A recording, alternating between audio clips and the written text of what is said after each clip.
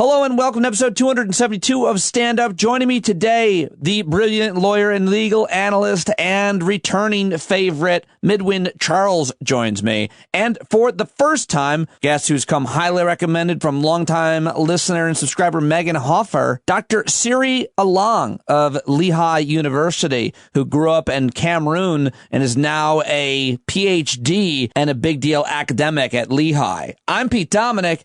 Time to stand up with me right now. Hello, my friends, and happy Tuesday to you. Just hours before President Trump gets on a plane and leaves Washington, D.C., where he is going and what he will do does not matter to me as long as he is held responsible for destroying our country. Talk about more on that later and in the days to come, but it will not, and we should not let it tarnish the historic moment that is the first female vice president, first black vice president female. I mean, this is such a big deal. And of course, for the, I think, 46th time, we have an old white guy, 45th time, right? An old white guy, and really old. Joe Biden is super old, like the oldest ever, I think it is. But that didn't stop him from volunteering on Martin Luther King Day, video of him out carrying boxes of food to families. I'd rather he just take a nap. We don't need this. Somebody else will carry those boxes, Sarah. Why don't you just take it easy for the next 24 hours, especially? We don't need you out where there's all kinds of different strains of this virus out there.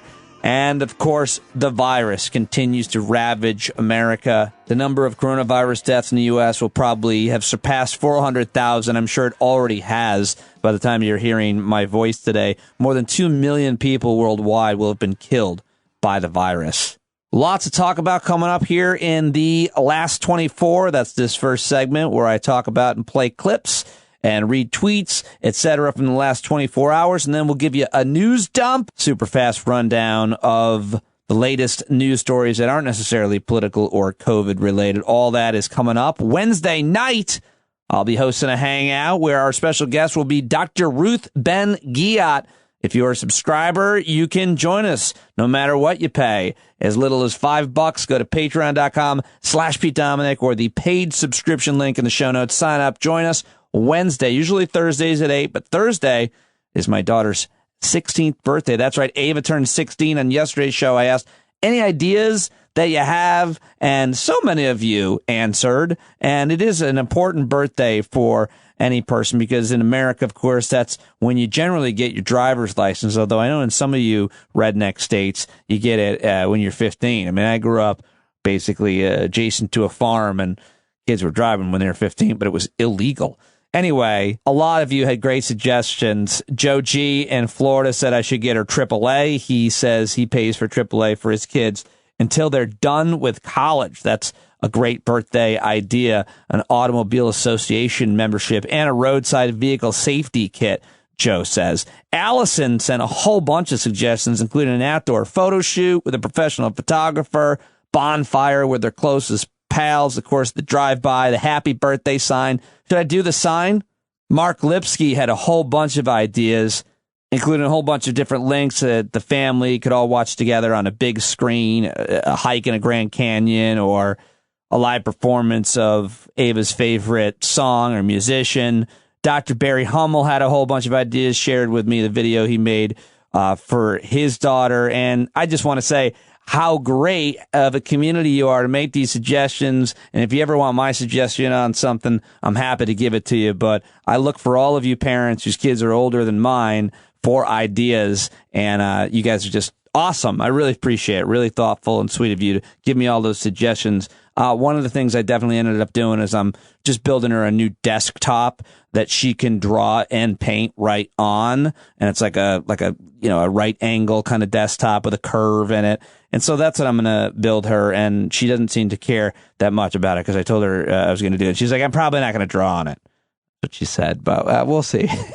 Either way, we're going to build that for her and take some of your other ideas as well. My wife has a few up her sleeve, but thank you very much for all those suggestions. You guys are awesome. A lot of great parents and a lot of creative people and generous, thoughtful people to take time out of your day to write that to me. Also, a lot of you loved my profile of Sarah Kendzior and Andrea Chalupa, who are the co-hosts of Gaslit Nation. Kim Nyborg wrote, I love these two. Love your interview with them. They're such fascinating, smart, influential, insightful, and thoughtful people. I listen, read, watch everything they do. I wish more people had them on. Their voices should be amplified from every possible platform. Thanks, Pete. Thank you, Kim. And Joe Leota also reached out and said, love the show. I think you should toss more of these profile segments like origin story and deep dive on how someone got to where they are. Thank you, Joe. Thank you for all of your ideas, your feedback, your comments, your jokes, your criticism.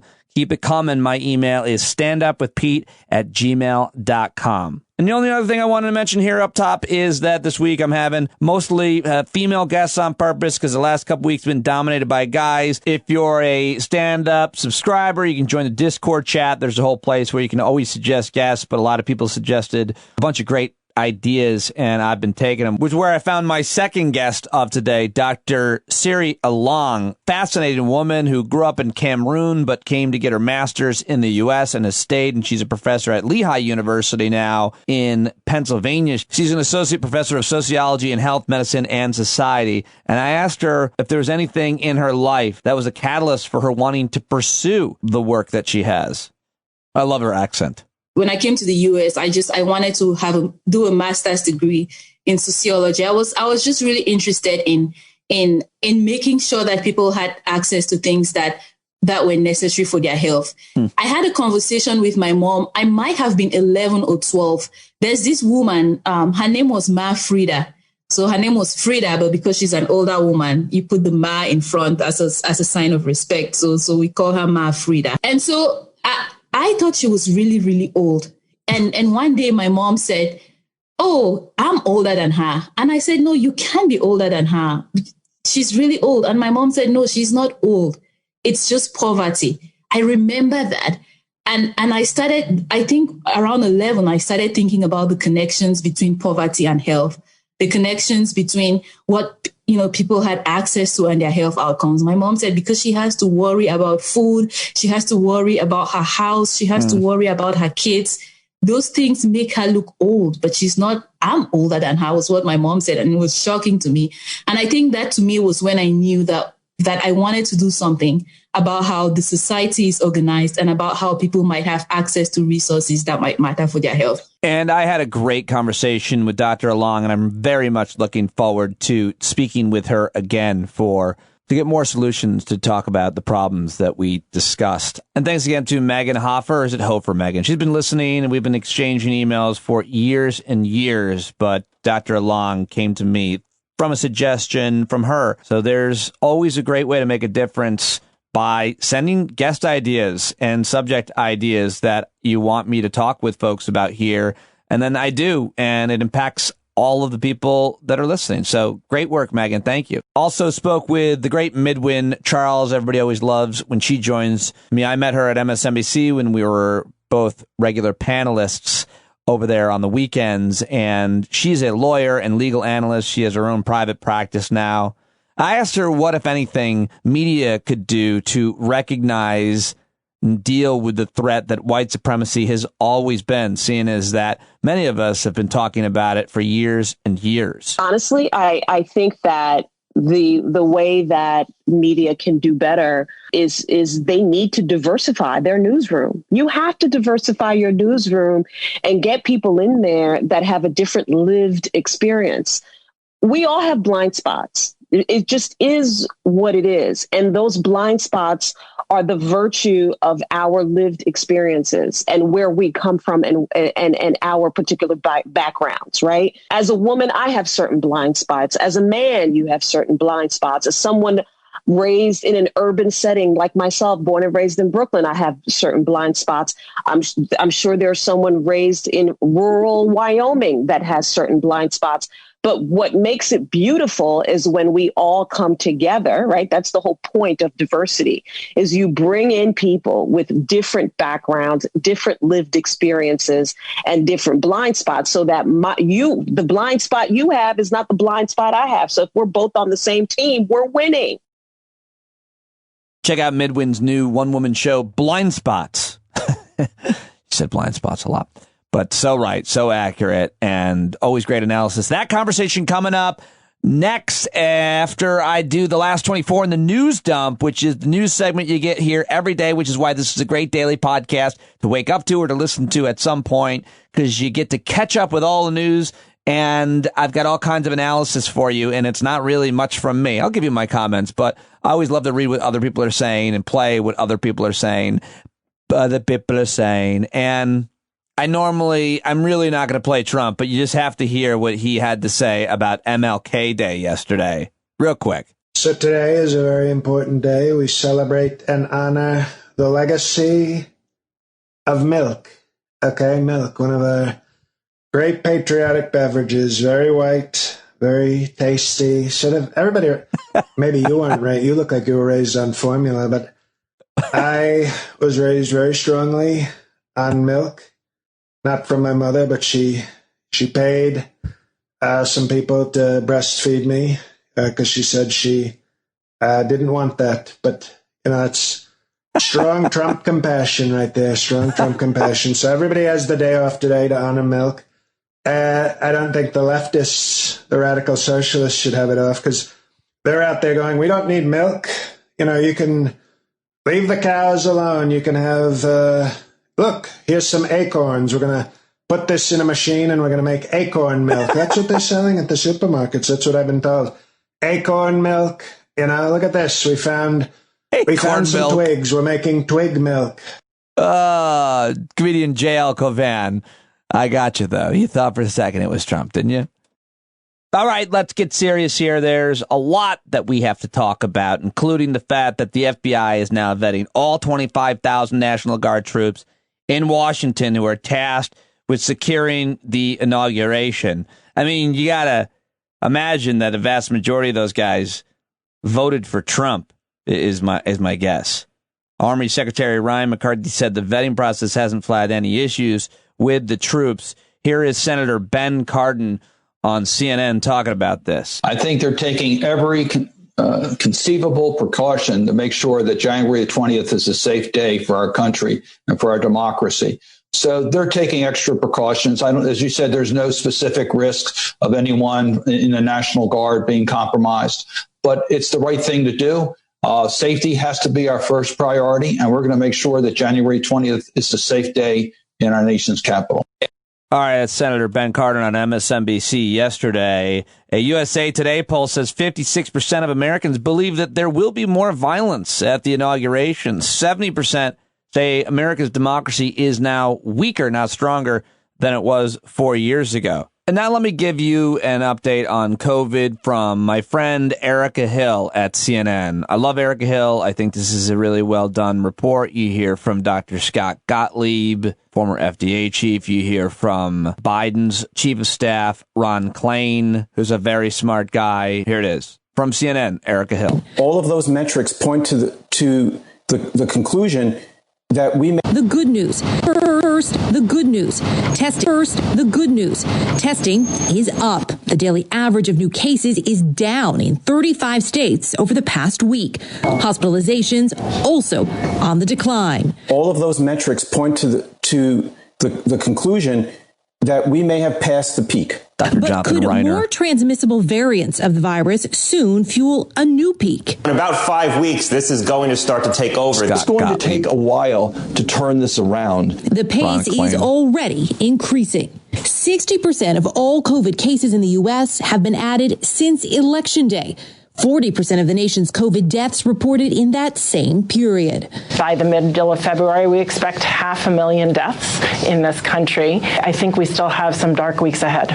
In Los Angeles County, air pollution rules temporarily suspended to allow for more cremations to, quote, assist with the backlog caused by the COVID-19 pandemic. On the vaccine front, continued frustration. They were lying. They don't have any doses held back. Pfizer telling CNN it has those critical second doses, noting the government only recently asked the company to send them.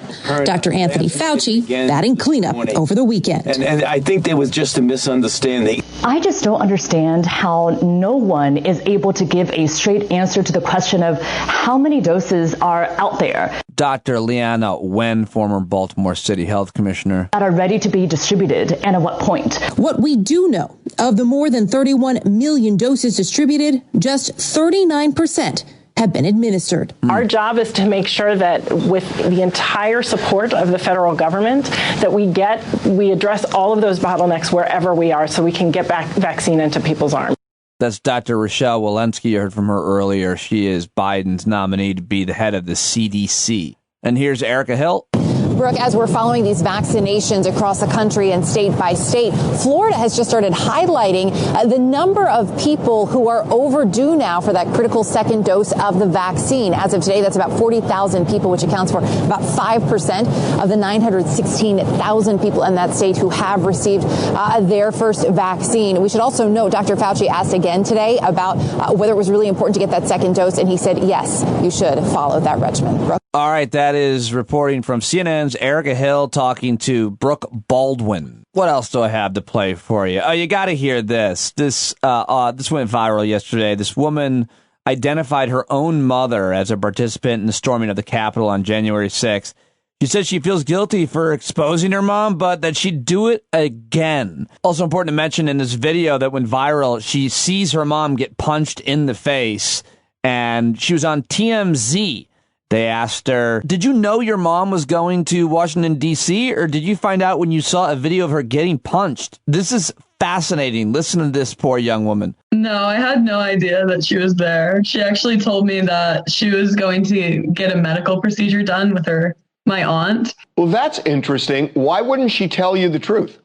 And I think she knew that what she was doing was wrong, maybe. So she turned her location off and went anyway.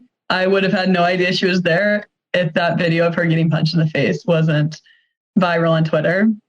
I mean, can we just take a moment? Imagine that. I would have not known that my mom was at the insurrection if I didn't see this video of her getting punched in the face. Was she radicalized by Donald Trump, or was this before? I definitely think so. She's been a Democrat her whole life up until the Trump presidency, where after about the first year of his presidency, she had turned from a Democrat to a radically right person. And it was very unsettling. And the things that she would say, I was taken back by. I was like, what are you talking about? Because she did come up with a lot of conspiracy theories. And I'd present her with educated points and facts that I have studied or researched because I want to be as unbiased as possible. And she would just be like, nope, that's not right. And it was just all unsettling because it happened really quickly. Any regrets, or are you standing strong?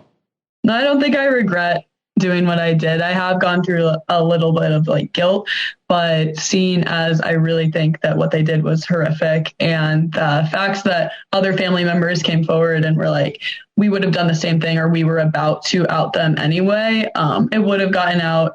And I think it's almost liberating what I did, because my mom has been very mentally abusive my whole life. And this was kind of it going public, how she's treated me. So I don't think I have any regrets. Wow. That woman's name is Helena Duke. She's on Twitter at Duke_Helena. And she quoted the video of her mom getting punched. She wrote, "Hi, Mom. Remember that time you told me I shouldn't go to the BLM protest because they could get violent? This you?" I mean, it's been like 500,000 times and seen by millions. It's crazy.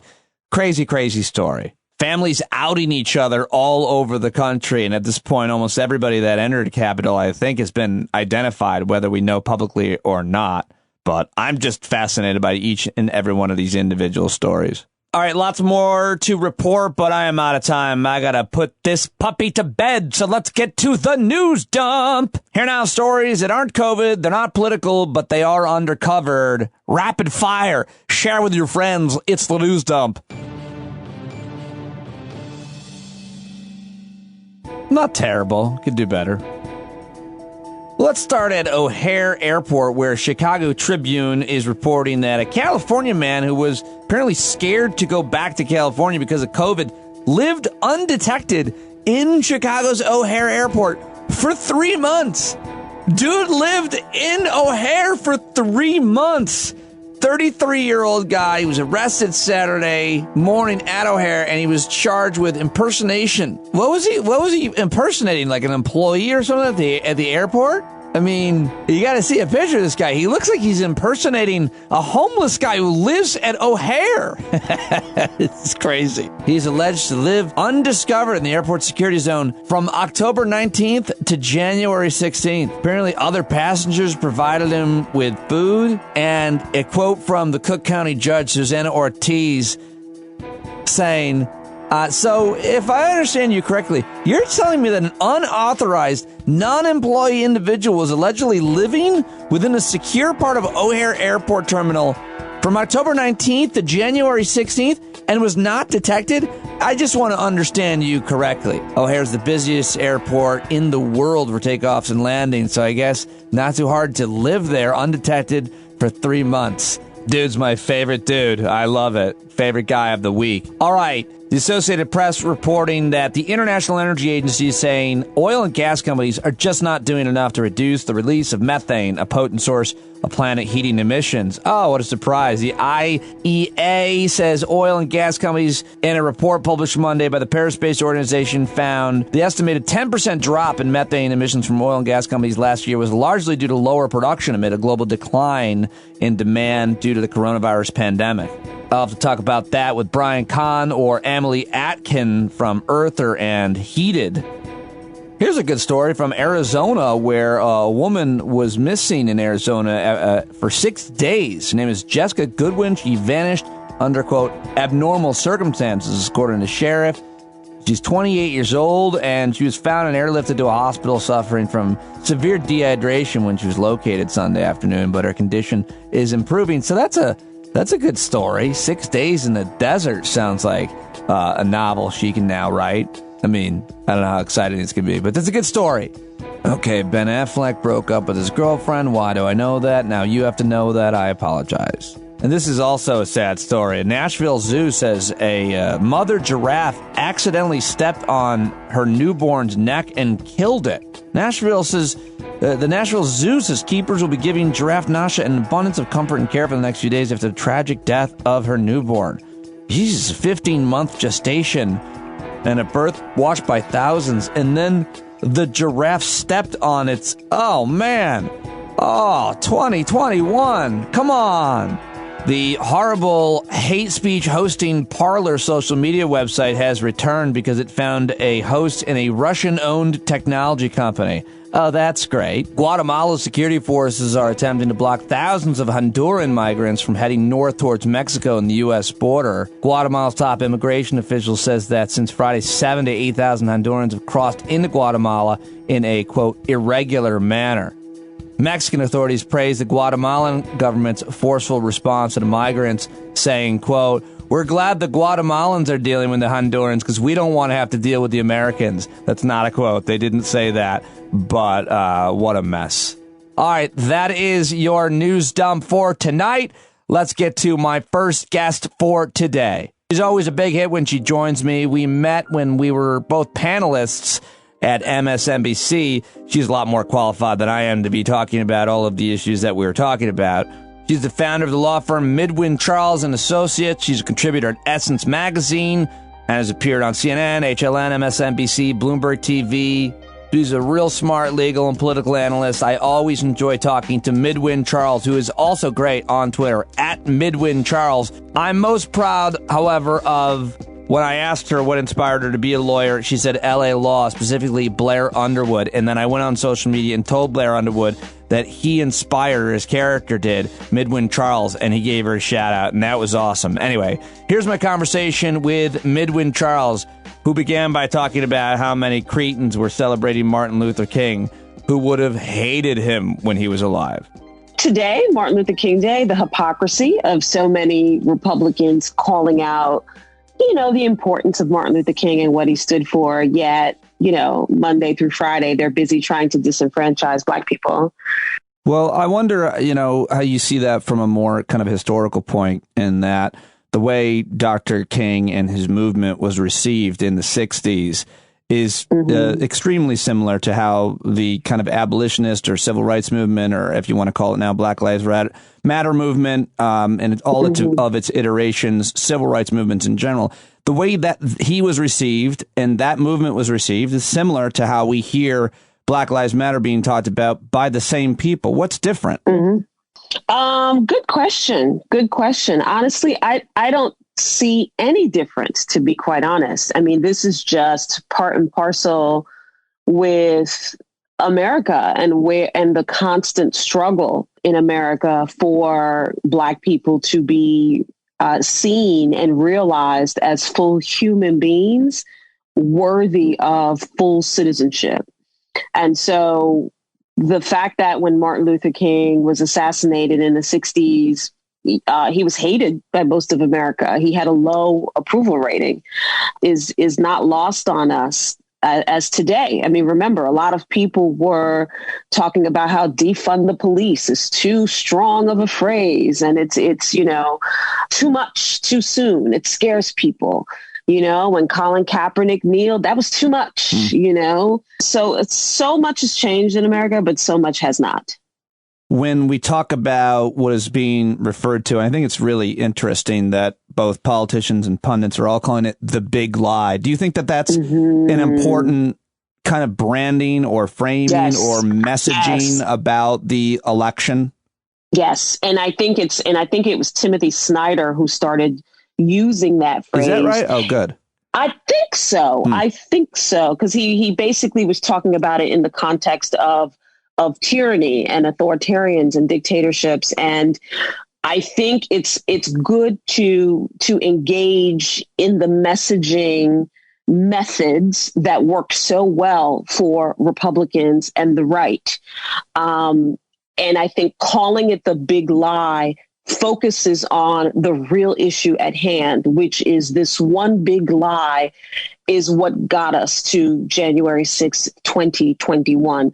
The big lie that Joe Biden did not win the election fair and square, that there was widespread fraud, and you keep it simple. You keep it 2-3 words, the big lie, and you work from there. And I think finally, it's just finally you see people on the left embracing this concept of simple messaging that really drives the point home. Republicans have understood it for a long time. The right has understood it for a long time. And we can talk about why that is. But it's time for, I think, the left to embrace that. And so I think the big lie is just, I hope, the beginning of simplified messaging that's effective and gets the point across. The message from the president and his supporters in media and Congress is that the election was stolen. That was the messaging before the election, that it was going to be rigged, that it was stolen. And speaking of language, who was it stolen by? It was stolen by the people of the voters of Philadelphia and Atlanta and Milwaukee. And I wonder how you hear that. I know how I hear that, but those are places where predominantly Black voters live, and those are the states and the cities specifically that have been cited as being the focus points for the what do they call it? The big steal, whatever their shitty branding was. Yeah, exactly. Black people stole the election in these cities. That's what I'm hearing. To cut through it. Yeah, and it was Black people stole the election in these cities, and too many Black people voted in spite of all of our voter suppression efforts. I think it's important for people to remember the lead up into this election and into past elections.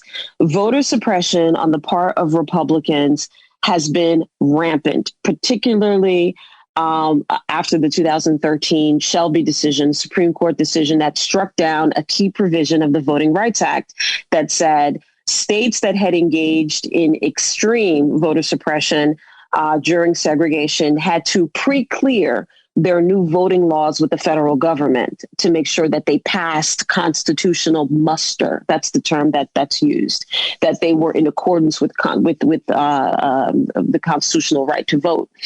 And the 2013 Shelby decision did away with that. Chief Justice John Roberts, who wrote the opinion, said, you know what? We've come a long way, baby. We no longer need that key provision in the Voting Rights Act. So they took that out, and with overnight, you started to see these incredibly draconian voting rights laws passed in Texas, North Carolina, Alabama, just all over the South. And they were laws that literally targeted Black voters, elderly voters, and young voters.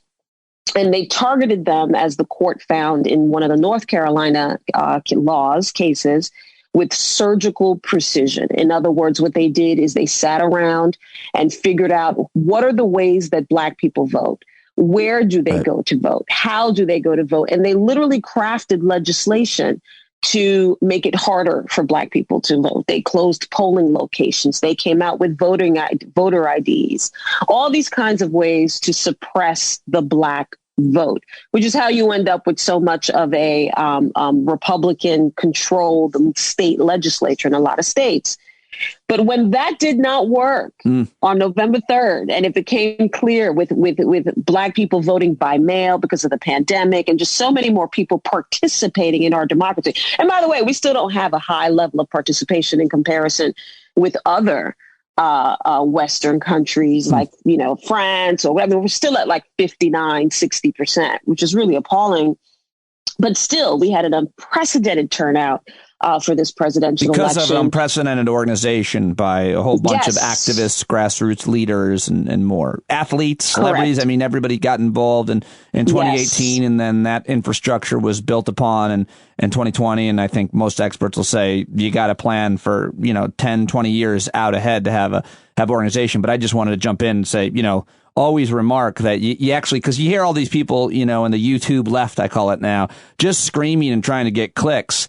You're not doing anything if you're not helping organizing. If you're not talking about the importance of organizing. You can't just scream that you want a thing to happen and have it happen. You actually have to do. That's right. Organizing. That's right. The Medicare for all or bust. Wipe student loan debt or bust, folks. I don't see them on the ground showing up at barbershops and beauty salons and blowout salons, trying to get new people to register and vote. And that is what the Stacey Abrams, the LaTosha Browns, the Cliffs did.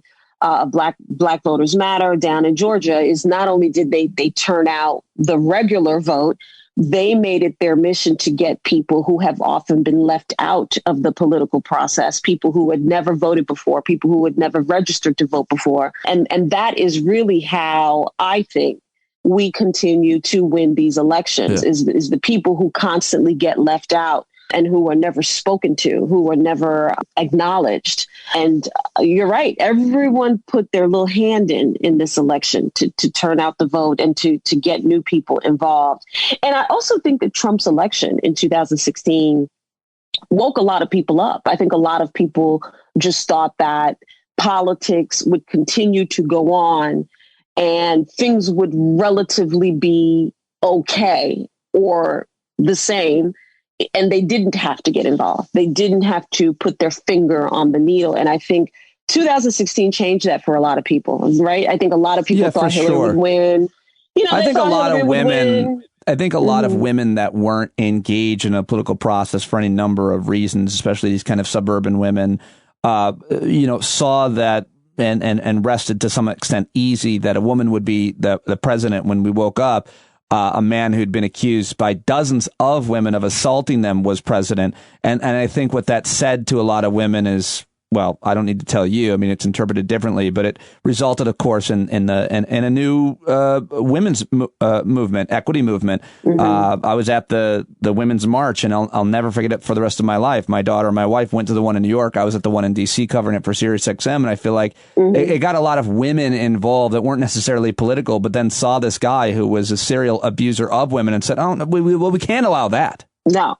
Not at all. And I think it also encouraged a lot of women to run, right? Yeah, for sure. Great point. Yeah.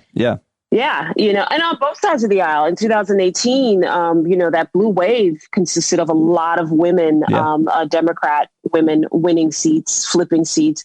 But also in 2020, we saw a record number of Republican women come into the House and flip some seats that some people thought were safe in Democrat hands. So I think women are now recognizing, you know what, if I don't get involved, if I don't have my voice heard, there are a lot of laws and legislation that's going to pass that will impact my life, my daughter's life, my niece's life, my little cousin's life. And we saw it with some really draconian healthcare laws for women in Alabama and all sorts of states, really just trying to get before this new Supreme Court, this new conservative, quote unquote, pro-life Supreme Court. And you see them really pushing the envelope in some of these states with their anti-abortion laws in the hopes that some of these cases will come on up to the Supreme Court. So yeah, and he appointed a lot of justices at these lower federal courts as well, right? Yeah, over 200. That over 200 federal. Yeah, many of them did not get a rating from the American Bar Association. Many of them woefully unqualified. Right. Many of them rushed, not properly vetted, in my opinion. Right. Many of them did not submit requisite documents to be reviewed by the Judiciary Committee. It just was really Mitch McConnell was running just a judge mill, just cranking them out. Judge mill. Just cranking them out. I want to go back to something that you said earlier about the Voting Rights Act being gutted, and that's kind of where it all began, at least this most recent disenfranchisement. And that's what's so outraging is that you have Trump and his supporters saying that the election was rigged and that Democrats cheated. And you already touched on this. But the truth is, it was rigged against Democrats and has been for several reasons for a long time, forever, really not forever, but since certainly in the last 10 years and with the Supreme Court decision and the gutting of the Voting Rights Act. So my question to you is about how important it is that Democrats took back the Senate as well, because back in July, 48 senators introduced legislation to restore the Voting Rights Act after it was gutted by the Supreme Court. It's called the John Lewis Voting Rights Act Advancement Act, sponsored by 47 Democrats and at least one Republican, Lisa Murkowski.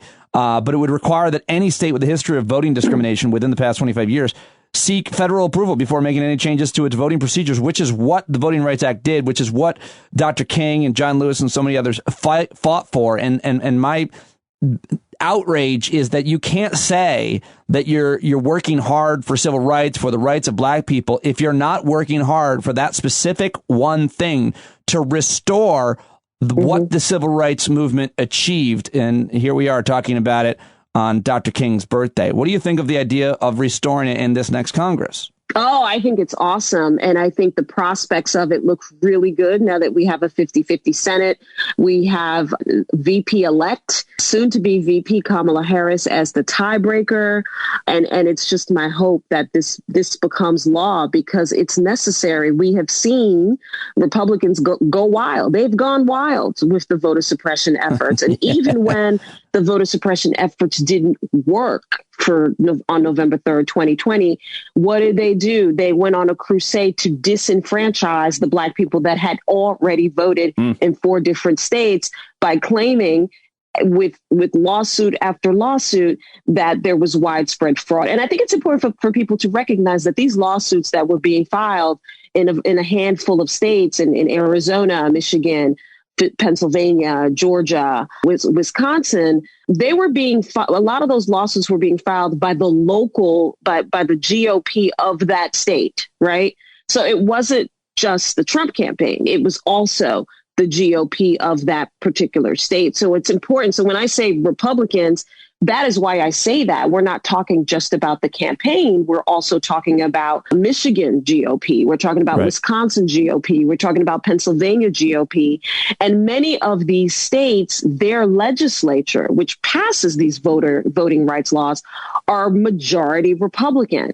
And in fact, many of them have Republican Secretary of States, which we saw with Georgia. And we saw the lengths that Trump, his supporters, his campaign went to try to undermine that Secretary of State, to the point where literally a week before the insurrection, Trump was on the phone with Brad Raffensperger, that's his name, Secretary of State of Georgia, literally trying to tell him, listen, I need you to find me some votes, like mafioso style. Just find me some votes, go shopping, go to TJ Maxx and get me 11,000 votes, right? Which in and of itself is an impeachable offense, frankly. But, so again, just the constant a focus on trying to take away the fundamental right to be self-represented in what they say is a democracy, right? They say it's a democracy, and yet we have seen so many efforts to not make it so for Black people. And I think it just goes to show you how powerful the vote is, because the ability to pick your own representatives, the ability to be able to push the needle and to get elected officials to work for you, and to make sure that your needs are being met is critical. Yeah. It's just critical.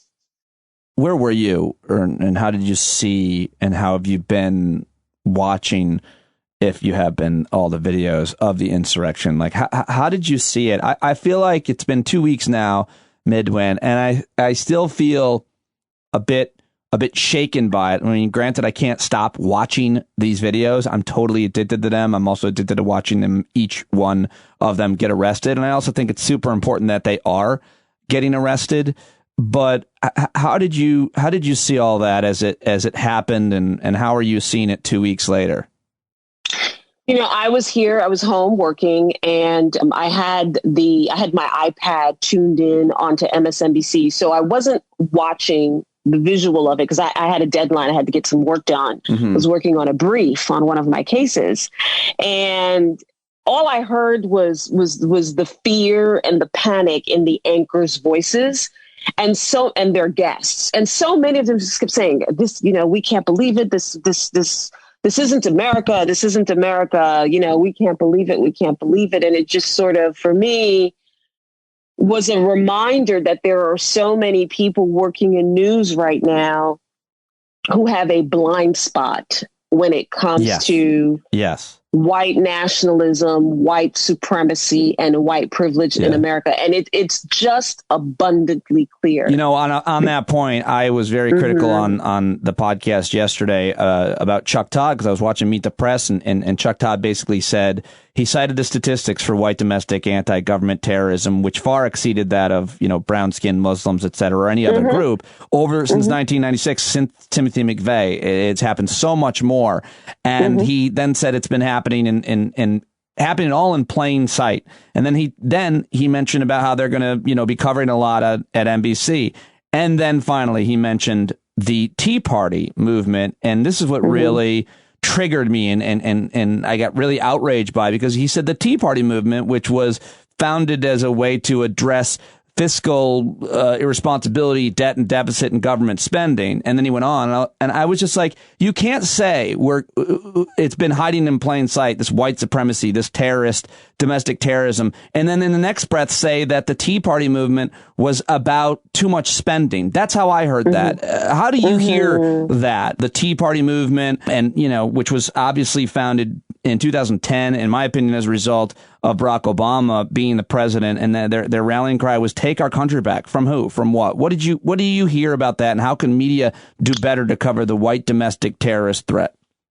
Honestly, I think that the way that media can do better is they need to diversify their newsroom. You have to diversify your newsroom and get people in there that have a different lived experience.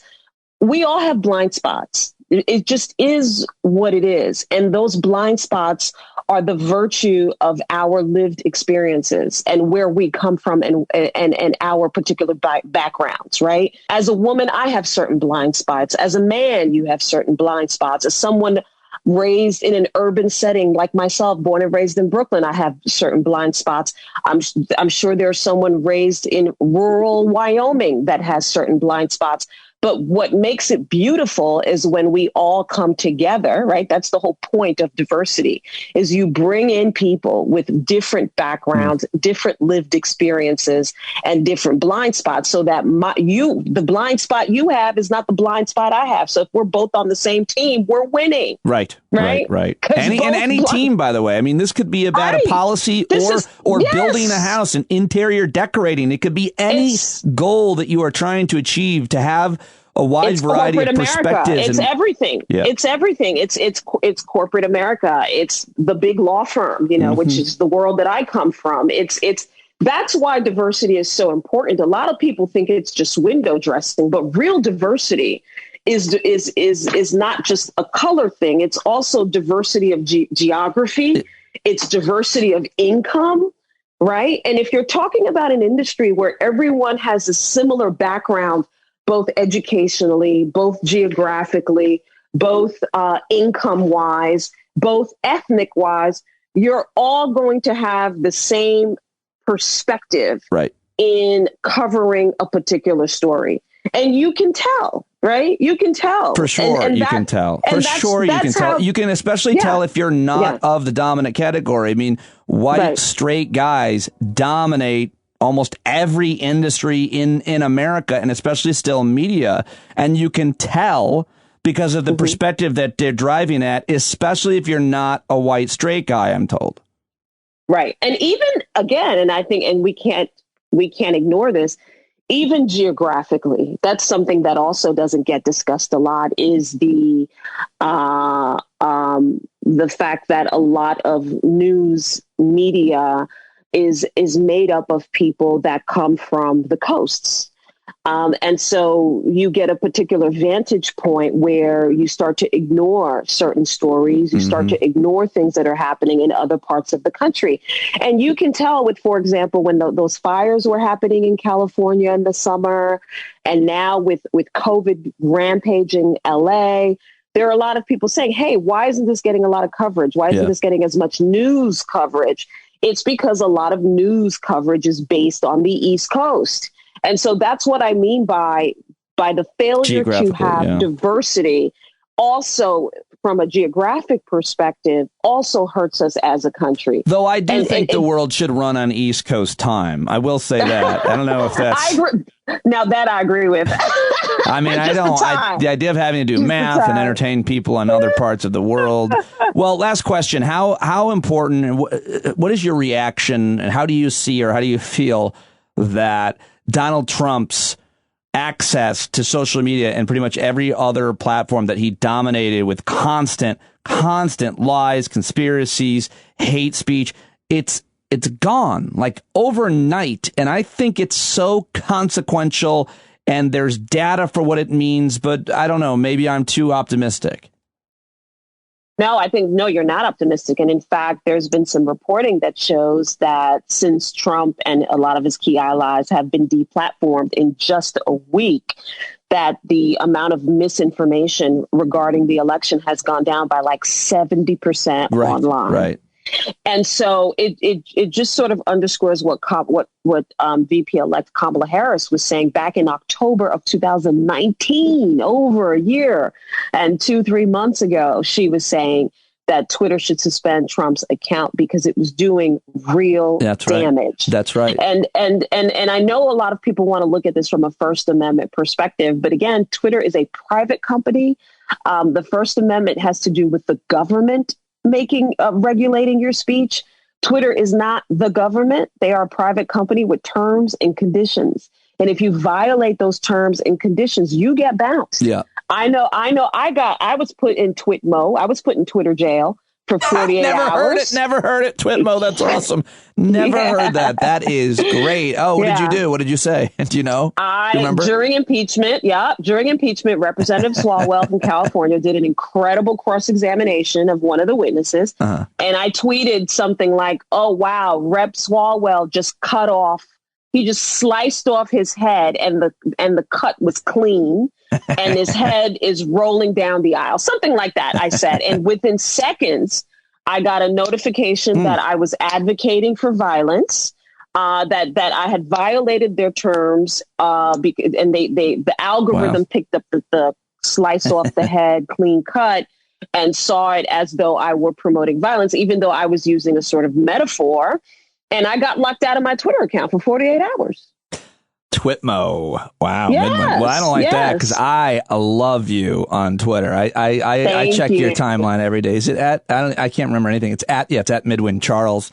I said that was the last question, but now you brought up Kamala Harris, and I just want to know, what will you be thinking on, is it Wednesday? Yeah, Wednesday is Inauguration Day when she's up there as VP elect. What does that mean to you? Oh my God. It's so extraordinary. And it really didn't hit me until the day that a lot of the news orgs called it for her. Right, and Saturday, I think it was a Saturday. Yep. Yeah. I was coming out of Prospect Park, and and all these people started honking and yelling, and there was just this huge relief that I hadn't even realized that I had been under this haze of stress and pressure for 4 years. And that's when it really hit me how incredible and unique this is. And then the next day, it all got shut down with Trump's efforts, right, to overturn the election. And people still oh my God, is this a coup? I don't know. Is it strategy? It's been so hard to enjoy the triumphs of that day and then of the Georgia elections, because the very next day it all gets destroyed. And even now with the threat of of violence. On inauguration it's I'm on pins and needles, and I'm like, can't they do this inauguration in an undisclosed location, preferably Biden's basement, and put that joint on Zoom? I'm so nervous about it. And I share that concern, but I also share the desire to want to have that photograph be just like every other president that's ever sworn in. And the idea of not having Kamala Harris stand there because of the threat of white supremacists, to me, it's like I understand it both ways. Keep them secure, but another way I'm like, well, they're winning if you put them in some safe, secure area and don't allow them to stand there in the Capitol, albeit in a green zone surrounded by barbed wire. I know. But it is just amazing. First woman, first Black woman, first South Asian woman, now to hold one of the highest elected positions in the United States of America. And for me to experience this in the same lifetime as an Obama presidency, it's the hope that I needed, because I had been losing faith in America, to be quite honest. And it started with the Trump campaign and continued to grow with so many people excusing his behavior and excusing his cruelty towards people at the border, towards gays, towards transgender, towards women, towards blacks, towards he banned a religion. Just about every group. Every group. He banned a whole religion from coming in. Yes. And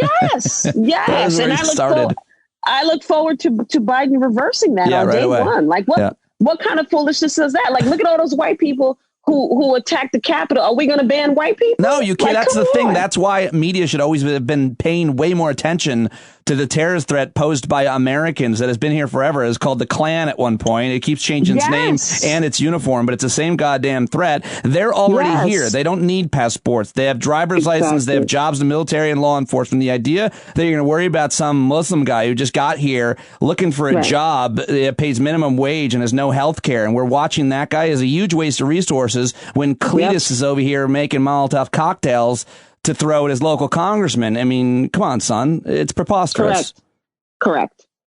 I'm sorry. I went off on a rant there. And I think I think it's important, because I think Americans, if you are a white person in America who is not racist, who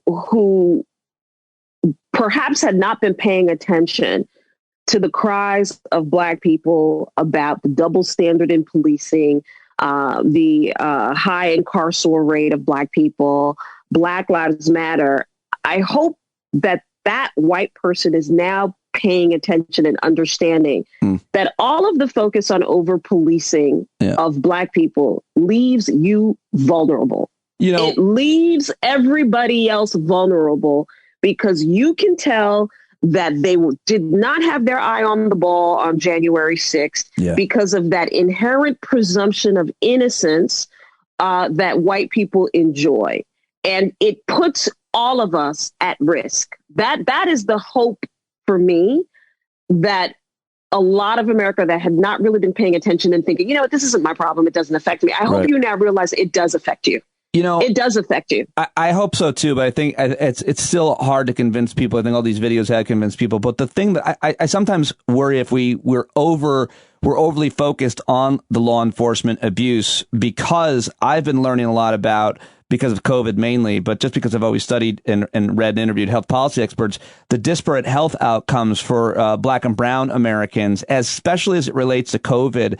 And it's not, as it's not as graphic of as issues because it's not the state beating and brutalizing people, which has always happened. But it's something that unfortunately most brown and Black folks in this country can relate to, is the horrific public health outcomes on so many metrics, from heart disease to diabetes, but especially when it comes to COVID. I mean, I haven't heard anybody talk about, we never really seriously talk about reparations, but here's something you could do is give Black people who've been disproportionately affected by COVID vaccines before white people, which was a concern that a lot of white people have already had. But I think that would be a very easy thing to do, seeing as that they're currently being affected disproportionately. And I always feel like healthcare issues should be talked about more. I know I said I'd let you go 6 minutes ago, but if you have anything on that, I'd love to hear from you on the health. Yeah, sure. You're not the only person to say that. Governor Cuomo, governor of New York, has said something similar. He wanted to make sure that, he wanted to make sure that vaccine distribution was going to be a priority, particularly in communities that have been hit the hardest. It's not a radical view. Yeah. And right now I've been seeing reporting that right now it's that the percentage of Black people being vaccinated is lower than white people getting vaccinated. But I wonder how much that has to do with the reluctance that we've seen from a lot of Black people to take this vaccine as a result of the disproportionate it's funny treatment. And important to see every single prominent Black person stick their arm out and take that needle. It's like, it's helpful. It's helpful. It is, but it's like just being roped in everybody. But I also think it's incumbent upon the health industry to do a better job of educating Black people and trying to earn Black people's trust. It's hard, though. It's hard to gain trust. But they have to put the work in, right? They can't just automatically expect Black people to just all of a sudden start trusting, right? Trust is earned. Yep, and it's easily lost. It's hard to gain, and it's easy to lose, like a reputation. Midwin, I love talking to you. I love hearing from you. I love reading your Twitter feed at Midwin Charles, and thank you whenever you share your time with me here on the show. Thank you so much, Midwin. Okay, Midwin Charles, check her out on Twitter, where she's excellent, and watch all of her clips and tell you heard her here on the show. She also hosts her own content. She's great on Instagram as well. Okay, so I'm reaching out to a lot of new guests this week, and every week I try to find people. So often they come because you suggest them, like this new guest has, suggested by longtime listener and subscriber Megan Hoffer. Megan, real cool woman who I've corresponded with over the years, suggested I interview Dr. Sirry Alang. She is an associate professor of sociology and health, medicine, and society at Lehigh University. She grew up, however, in Cameroon, where she got her bachelor's degree and then moved to the States to get her master's. And I wanted to talk with her about health disparities and inequities in marginalized communities. Why are Black people dying disproportionately as a result of COVID and so many other healthcare issues? And I wanted to get to know her a little first, as I always do new guests. So we talked a little bit about her life and her childhood growing up in West Africa and Cameroon, and she gave me, it was just great. I really loved talking to her. She's awesome on Twitter, by the way, where I love following her now, at Prof Alang, Profalang. Her website is SirryAlang.com. That's SirryAlang.com. Here is my conversation with a guest who I'm so excited to talk to again, Professor Sirry Alang of Lehigh University. All right, so you come highly recommended from longtime listener Megan Hoffer, and I looked into your background, your work, and your life, and I'm so excited and honored to have you on the show. Thank you so much for joining me today. Thank you, Pete. I appreciate this. I tried to do a little research into Cameroon, where I think you're from. You grew up, to learn a little bit about that country. But then it's like, you know what? I don't know anything. I'm not going to learn it from reading the Wikipedia page. Let me just ask her and try not to impress her. So you grew up in the West African country of Cameroon, yeah? Yes, that is correct. I grew up in Cameroon. And one of the things about Cameroon that a lot of people don't know is that it was colonized by both the French and the British. So English and French are the official languages in Cameroon. But before it was colonized by the French and the English, it was quote unquote discovered by the Portuguese and then the Germans and then the French and the British. And then it got its independence in 1960 when it then became, when the French and the British left and it became the United Republic of Cameroon. And so there's still a significant French-speaking part of Cameroon, which is the majority of the country. And then about 20% of Cameroonians speak English, but most Cameroonians speak a little bit of both languages. And yeah, so that's where I grew up. Came to the U.S. Came to the U.S. in 2006. I typically think I've been here for 10 years, but clearly it's more than 10 years. I've been here a while. Why did you? So let me just ask you, just stay in Cameroon for a moment. First of all, I would imagine that means if there were so many cultures who colonize, I mean, generally we looked at it as unfortunate, but nonetheless, you have several different cultures, languages being spoken. Must be a lot of good food, a lot of good, because of all that different. Is that right? There is a lot of good food. A lot of it from the remnants of colonialism, but also a lot of indigenous Cameroonian food. There are more than 250 ethnic groups in Cameroon. Oh, wow. Meaning that there are more than 250 different languages, local languages or dialects in Cameroon. How similar are they to each other? They're not really. They're not very similar. So really? I can speak the dialects. I can speak the dialects from like where I grew up. But people say 15, 20 miles down the road in a different city, I might not be able to actually understand what they're saying. Wow, that's so crazy to me. Wow. So, yeah. And interesting. So what was just two more questions kind of around this and who you are. What was your childhood like in Cameroon? Did you grow up in a rural or urban area or suburban area? What was childhood and Cameroon like? Yeah, so I grew up in what would be considered an urban area. For Cameroon, it had about 100,000 people. Now it's probably more than 1 million people because, of urbanization, and it's grown even bigger. So it was, the things that I remember about it are just really great. I walk by my house where I live now in Allentown, Pennsylvania, and there's a river.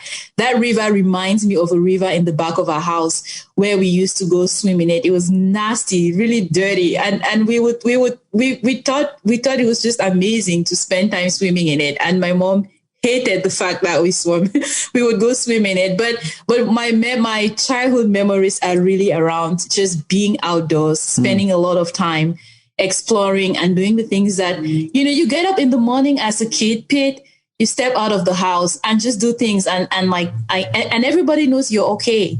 And when it's like 5 p.m., 6 p.m., you know that you have to come back home, and you come home. It's not, I understand that things have changed even in Cameroon right now because, with urbanization comes, I guess, crime sometimes and people worry more about their children's safeties.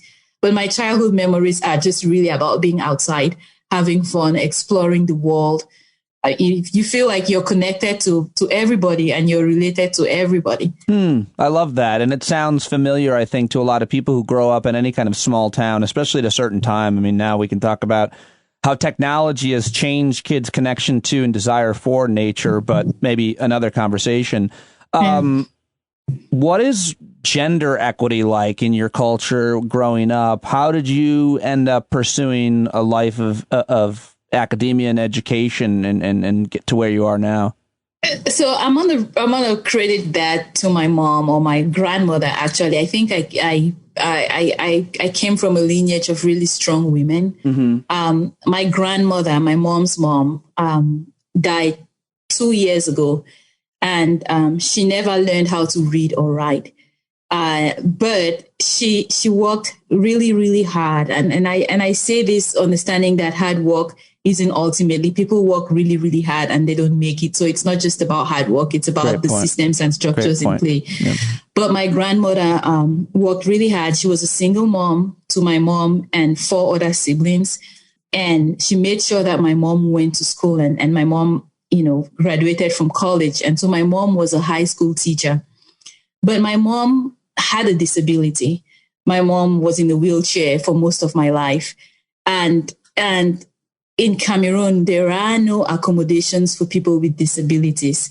If you can't go to a classroom, and if that classroom is not accessible, the government is not going to make it accessible for you. The school, there wasn't any law requiring the school to be accessible for people in wheelchairs or who had mobility disabilities. Oh, wow. And so my mother struggled a lot, but and she was fortunate to work in a high school where people were just kind and understanding, and they would move her classrooms to rooms that were accessible that she can get to. She had students who would come out of the class and help her into the class and help her wheelchair get into the class and help her from one class to the next. And so she had a successful teaching career for 30 years, and she would constantly talk about the importance of education. And she would talk about how, like, there was just nothing as important as education in our house growing up. And my mom was a disciplinarian. I had cousins who could care less about school. And when they flunked, when they weren't doing well academically, that they would get sent to my mom's house to spend the term there, to spend a semester there. And my mom was going to work with them. And you come back from school, you do not do anything until you're done with your homework. If you didn't pass a class, my mom said that it wasn't that you weren't smart. It was that you just didn't give yourself enough time, because things that might take someone else an hour to figure out might take you 2-3 hours to figure out. And you just need to know that, and then, give yourself the time to do that. And so you asked about gender equity in Cameroon. There is a lot of oppression. And I saw that because I saw how my grandmother was oppressed. I saw how my mom was oppressed, not just because she was a woman, but she was a woman with a disability. Mm-hmm. But I think even in their oppression, that they always, instilled in me and in my siblings that you needed to stand up for what you believe in, and that you needed to fight, and that it wasn't about what people called you. It was about what you answer to. And so a lot of, the names that my mom was called because of her disability, my grandmom, because she was a single mom with a lot of kids, not a lot of kids, 5 kids, which is not a lot of kids in Cameroon. Let me just say, it's a lot of kids for a lot of people. But it wasn't about what people thought of us. It was who we wanted to become. It was what we want to answer to. That was important. And so to me, growing up, I just knew that when I figured out my own thing, that I had to pursue it wholeheartedly. When did you figure out your own thing? And how do you name that thing? Yeah, I still don't know my own thing. You're a very accomplished woman and an academic, and you've done some really great work in your career already, and clearly, have the respect of your peers. And I know that just from looking at my research and seeing where you've been published. I just read an opinion piece of yours in the USA Today before we sat down. So what did you set out to do? And this is a 2-part question. What did you set out to do, and how does your family feel about the tremendous success that you've had? Tremendous. You're very kind and generous. Come on, you're being modest. I mean, you have your PhD. That's a big deal for any person, much less, a non-American, a woman of color. I mean, someone, that's not easy to do. I have an associate's degree, and I'm a white guy. Well, thank you so much. So how I figured out my own thing. I think when I came to the U.S., and it was just a collection of events. When I came to the U.S., I wanted to do a master's degree in sociology. I was just really interested in making sure that people had access to things that were necessary for their health. I had a conversation with my mom. I might have been 11 or 12. There's this woman, her name was Ma Frida. So her name was Frida, but because she's an older woman, you put the Ma in front as a sign of respect. So we call her Ma Frida. But that's just everybody, that's just everywhere. Every older woman, that's just what you do. Yeah, pretty much. That's cool. I like that. Go ahead. Sorry. Yeah. And so I thought she was really, really old. And one day my mom said, "Oh, I'm older than her." And I said, "No, you can't be older than her. She's really old." And my mom said, "No, she's not old. It's just poverty." I remember that. And I started, I think around 11, I started thinking about the connections between poverty and health, the connections between what, people had access to and their health outcomes. My mom said, because she has to worry about food, she has to worry about her house, she has to worry about her kids. Those things make her look old, but she's not. I'm older than her, was what my mom said. And it was shocking to me.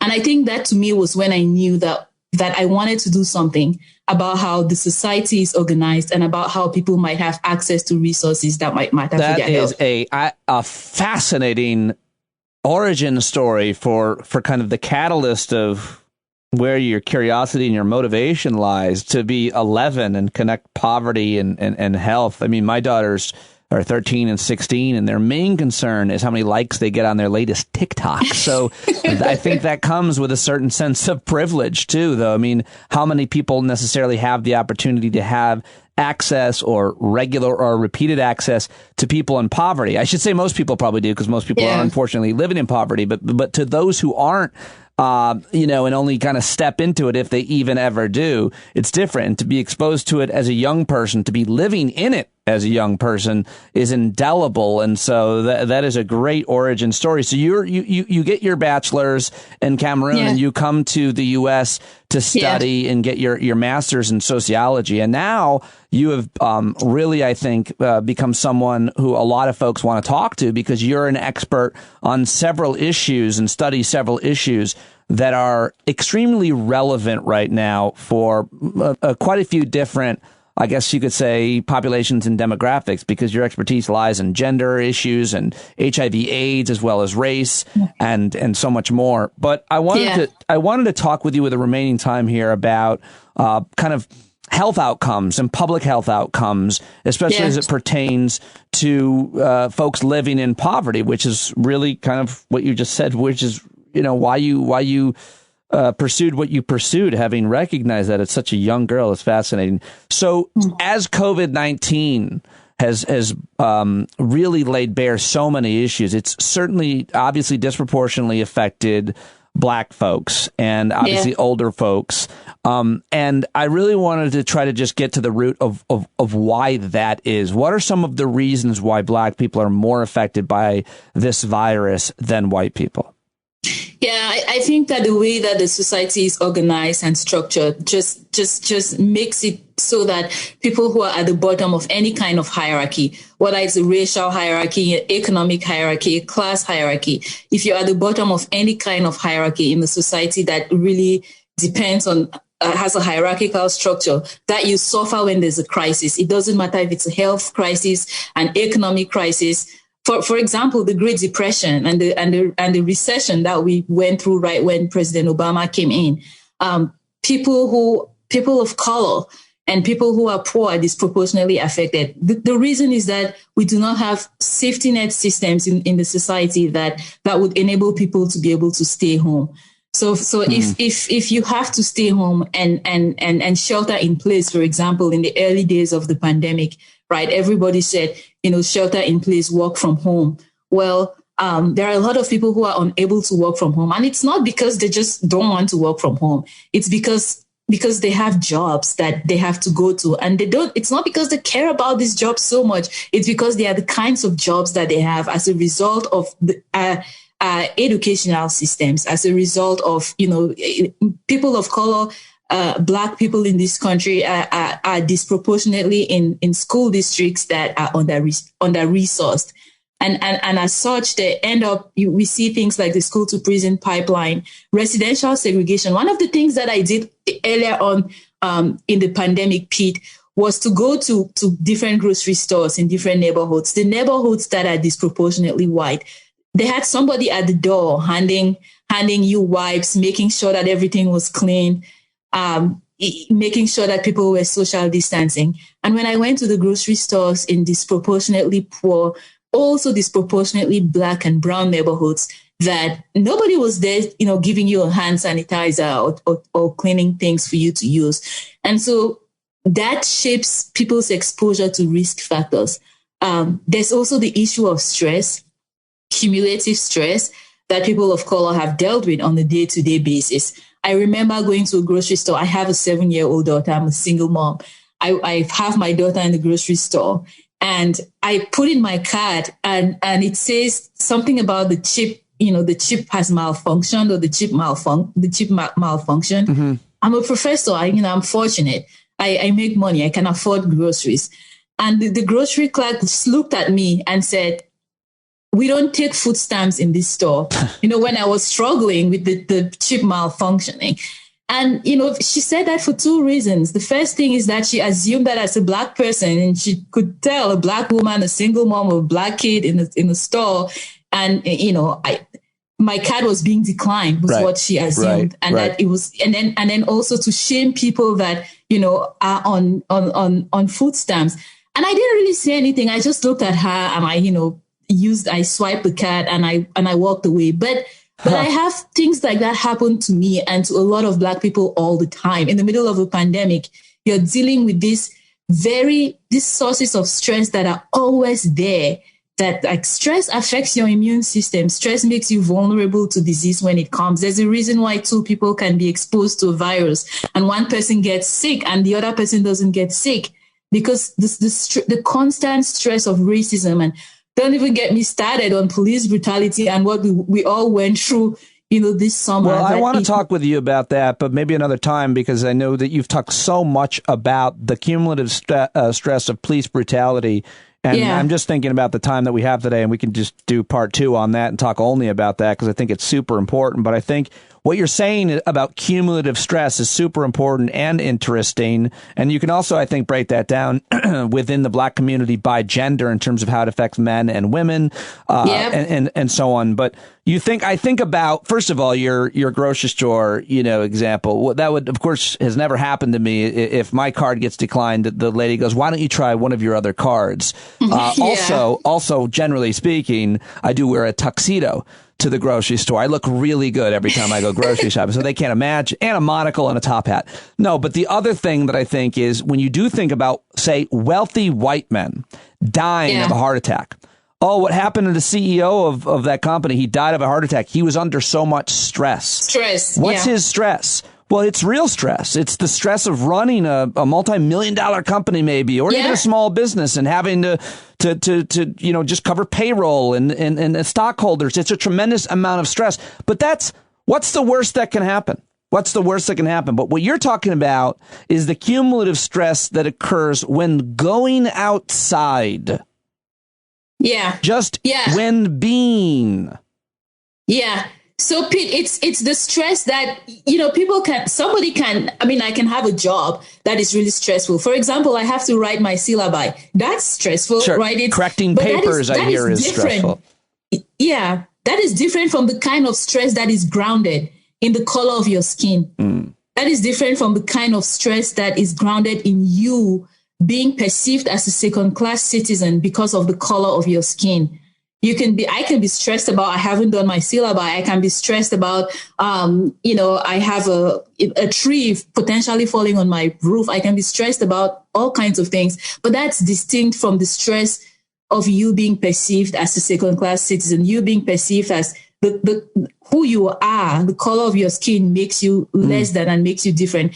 The other thing that, when wealthy people die of heart attacks because they have jobs that are stressful, right? For example, the CEO of a large company has a stressful job. The janitor of a large company has a stressful job. The difference is that the CEO has access to resources that can help him buffer the impact of that stress on their health. The CEO of a company has a locus of control. They can control things in their lives. They can make decisions that aren't going to. They can stop working. They have access to networks of resources that the janitor does not have. Right. So there are different kinds of stressors that are linked to who you are or the color of your skin. Precarious stressors that you don't know, you don't have control over them. that those stressors are more chronic and they impact your health more than the stressors that are not grounded in who you are, in fundamentally who you are. You know, I remember when I was in high school, my mom was a public school teacher in the city of Syracuse, New York, and it was predominantly, or at least half, black kids. And to help the white teachers understand more about black culture, let's just shorthand it, there was this expert who came in, an academic, an author, speaker type guy, and he told all the white teachers, he said something to the effect of, and I'll just never forget this because it stuck with me. It stuck with my mom.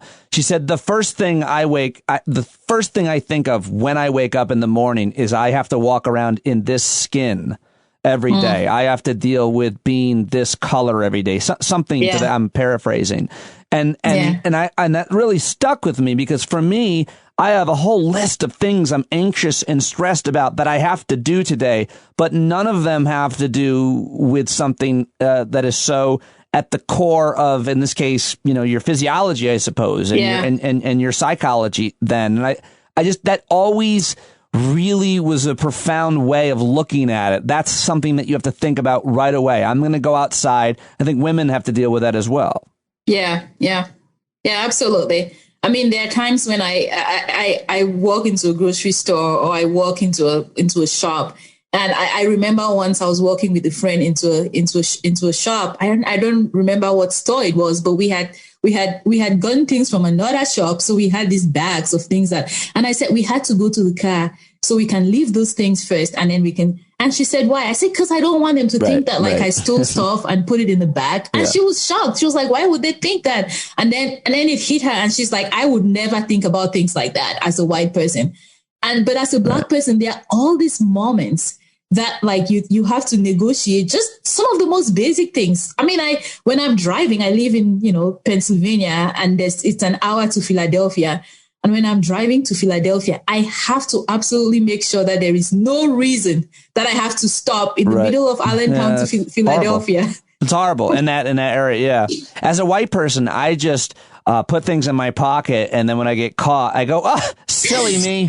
I'm such a silly goose. I can't believe I walked out with M&Ms." No, I don't steal. I've never stolen anything. I wouldn't. But the point is, it's just not as much of a concern, obviously. And I love the way that you're framing this. But just wrapping up and getting back to COVID-19 in terms of black folks being more vulnerable. A lot of it, I feel like I just want to just get a little more specific. And since Megan Hoffer put us together, and she's a nurse, a lot of black folks are frontline folks. They are either nurses in hospitals and healthcare, or they're working in nursing homes, doing all kinds of things, from changing the sheets to turning people over and taking care of them in so many different ways, which is why they're exposed, and the folks in those so that is one population or one job that A, you can't do from home, and B, you might not be doing if you had certain other opportunities to get a more robust education. And finally, those are jobs that were desperately needed. We don't have robots to do those jobs. Those people are all heroes, but they're so vulnerable. So I was thinking just about maybe kind of talking about that community of frontline workers that I don't know, but I feel like in a lot of communities are disproportionately black and brown folks, Hispanic, black, earlier on in the summer, there was a New York Times article that talked about how over 70% of essential workers are women of color, and it's I thought it was something like that. In people in the nursing fields, the people that stock our grocery stores, for example, the people that actually we talk about essential workers, and the people that clean our hospitals, the people that do all of the things that I think part of their risk isn't the exposure is huge, right? So they are exposed because they cannot work from home. But part of their risk is also just beyond the exposure. It's that once they are exposed, what access to care do they have? And a lot of people are in these precarious employment situations where, they only work so many hours. They have multiple jobs, but each job, they work for maybe 25 hours, something under what is required for health insurance. And so they don't have access to health insurance. And of course, we know that COVID testing is free, But I have health insurance. I have a good job. Every time that I've tried to get tested for COVID, and I've gotten tested. But the first question is my health insurance. And so think about the number of people who don't have health insurance. That question is just going to kind of like, okay, they have to wait and figure it out. But if they get sick in many of those jobs, if they get sick, they can't work. If they can't work, they lose money, and they often lose their job. It's not like they're waiting for you to come back to fill that position. Yeah. So and which that is why spiral effect is just, and you don't have the resources. And I'm doing your job. I 100% agree with you. Like it goes back to my first point of we don't have safety net programs in place. You're telling me that if I have a temperature and I work at a nursing home, and if I have a temperature, I shouldn't come. Or if my kid has been exposed to the virus, I shouldn't come. I know that if I don't come, I'm not going to get paid. So I'm just going to show up and not say that somebody in my household was exposed, because it's either, I'm thinking about, should I have a paycheck or should I take my chances of being exposed to this virus? And so people are in just really, really precarious situations where they're exposed. And then when they get exposed, they don't have the resources to then get treated. We just don't know what that would look like. And we've called them heroes, and they are heroes, but we are not treating them. We are not treating them like the heroes that they are. Well, before we end, I just do have to ask you, we've mostly been identifying problems and why they exist and the legacy of these problems in our conversation. Yeah. But I do want to, and we can talk again soon, hopefully, about more solutions. But I would love to get to maybe just one idea or policy solution that you think is kind of a no-brainer. I mean, it would seem pretty obvious that universal health care or paid leave. I was just going to say, that's exactly what I was going to say. Yeah. Universal health, if we come out of this pandemic and we still cannot fight for universal health care, I do not know what is going to get us universal health care in this country. Yeah. It is, why is it that if there's a fire in my house right now, Pete, why is it okay for me to have the fire department show up? If there's a fire in my next door neighbor's house, the fire department shows up. If I fall down and, I'm really, really sick and I crack my head open and the ambulance shows up, why do I have to get a bill for that? How did we as a society decide what is a public good? Because it's your personal responsibility not to fall. Exactly. You should have been more careful. Fire is fire. It's like, it's a fire. We are going to show up the roads, right? The roads. We all take care of the roads. And then people are like, no, it's socialism. It's this or that or the other thing. If we come out of this pandemic and we still think that universal health care is a bad thing, then we are never, I don't know what is ever going to get us to really think about that each person has enough dignity for us to care about their health. And this is why one of the reasons why the pandemic has hit the US, we account for over a quarter of COVID deaths worldwide. And we are the country that spends more in healthcare than any other country. I guess, our expensive, the money that, we have for healthcare, high healthcare expenditure isn't protecting us. It's not protecting us from COVID-19 because common sense, universal health care we lack. And it's just a really sad thing. That's one policy that I hope that we get. And of course, people should be able to, if people should be able to make a living wage, if you make $10 an hour, you're not going to be able to afford a 1-bedroom apartment in Philadelphia if you work 60 hours a week, not even 40 hours a week. There should be a standard that we accept in terms of what that minimum wage is and what comes with that. If you're working 40 hours a week and almost, in any kind of job, then you should be able to afford a place to live, food to eat, and health insurance, which can be covered in your taxes, things. Like pretty much many other countries who do that really very well around the world. All right, I won't take up any more of your time, but I hope that we can do part 2. I thoroughly enjoyed having you, being able to ask you these questions and getting to know you. I'm really excited to talk to you again. All right, thank you so much, Pete. I enjoyed talking with you as well. How about that? Dr. Sirry Alang, who grew up in Cameroon, and now she is a PhD in teaching at Lehigh University in beautiful Pennsylvania. I thoroughly enjoyed that conversation with her. Thanks again to Megan, who I've given many shout-outs, subscriber and longtime supporter. And Sirry is on Twitter at Prof. Alang, and you can check her website, SirryAlang.com. Let her know that you heard her here on the show. That'll mean a lot to me, as would you supporting this show with a paid subscription so that you can be a part of our community and you can support independent media, which is free but not cheap. I produce the show, I book the show, I edit the show, I promote the show, I do the graphics for the show, I host the show. That I mentioned that all from my solar-powered shed in my backyard of my house in Rockland County, New York. An unlimited roster of brilliant people that I talk to almost every day, 2 a day. And the benefits of being a community member, you get to join us on the Zoom Hangouts every week. You get to connect with people anytime, any day on the Discord platform. You get access to our guests who also join us, and so much more. Really, not so much more. I don't know why I said so much more. Right now, that's mostly what you get. But it's super rewarding and valuable. You get an email every day from me as a Patreon subscriber, just telling you what's on the show and also including a picture. So send me your nature pictures, your hashtag vitamin N. Keep it coming. Keep it coming. Get outside, get your vitamin N, that's for nature, your vitamin D, which is really very important, I think. And send me photos from nature.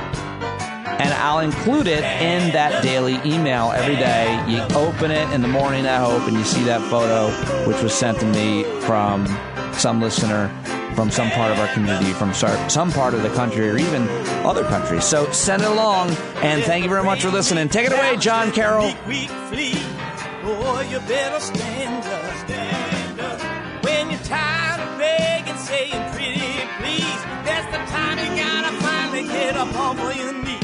When you can't see the forest for the burning trees, you got to stand up.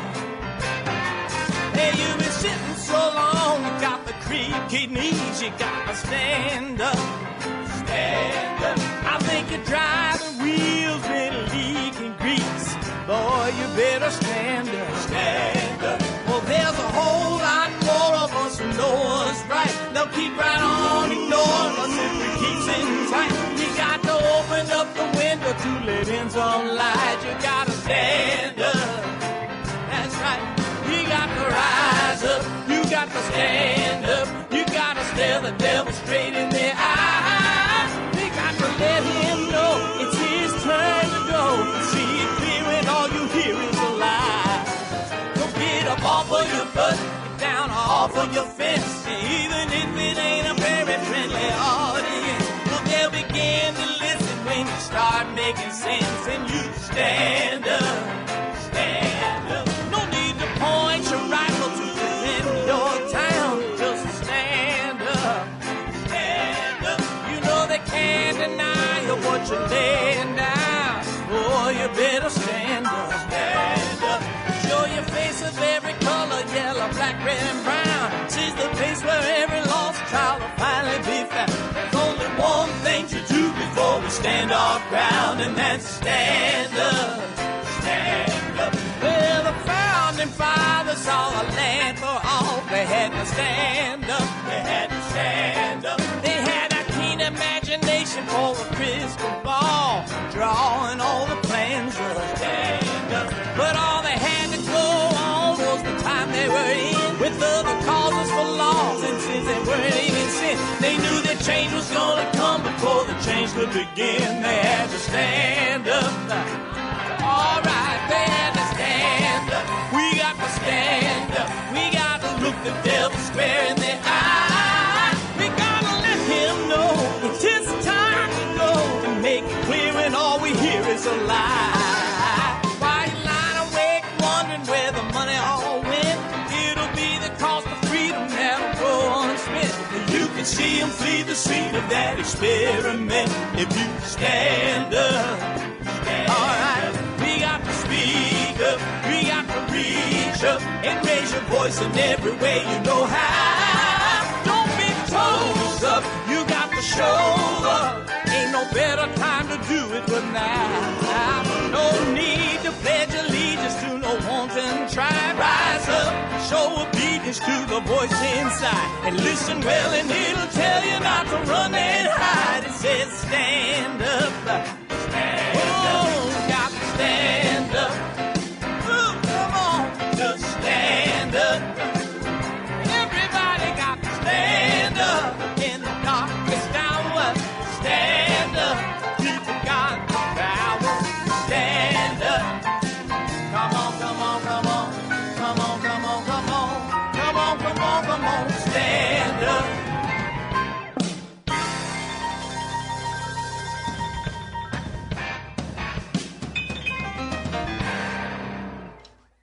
So I'm happily married, but attracted to that guy, and I don't know what it is about you, fella. My wife's watching live right now. I'm going, oh my God, I have to get off Facebook. I'm happy. My wife is the greatest. It's such a mismatch too. It really is. Like my friends first met her when we first started dating. Your guy friends will always be honest. Like, dude, she's hot. Why are you saying it like that? No, I'm just saying. Well, what are you just saying? No, nothing. I would have expected a minotaur, something hooving. What the hell? My wife looks like Courtney Cox. I look like Mr. Burns from The Simpsons. Don't laugh at that. Don't laugh and clap, asshole. I see you. Really? A hard clap too. No, it's great. I love my wife. I hate when people bash their wives and guys bash. I love. She is amazing. But we've been married. Well, you guys, this couple's married 17 years. That's you don't hear that a lot these days with porn that's so available. That's good. Can anybody top that in the audience tonight? Anybody more than 17 years? No, it's mostly young. They should be in bed. Let's be honest. You guys should be napping.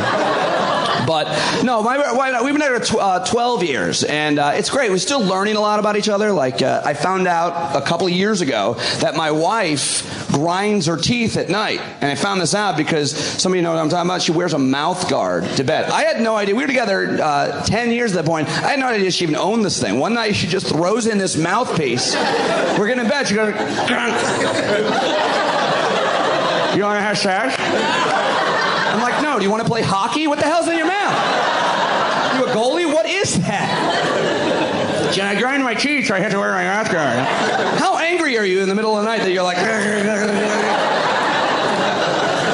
I make fun of her, though. I have my own sleep disorder. I have sleep apnea, which means you like stop breathing in the middle of the night and almost die. I was telling just every night, I just have a dream that someone's choked me to death and I'm just like... My wife's over there going... My buddy's a doctor. He goes, dude, you got to get this mask. Get her with this mask to bed. I go, I'd rather die than wear a mask to bed at night. Can you imagine that? Imagine that sex, by the way. My wife's wearing a mouth guard and I'm dressed up like Bane from Batman. My wife's like, you want to have sex? I'm like, yes.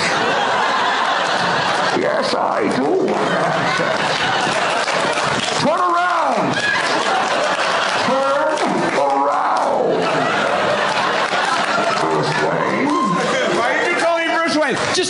Just turn around. A classic old Pete Dominick stand-up comedy clip for the show enders. You guys are the best.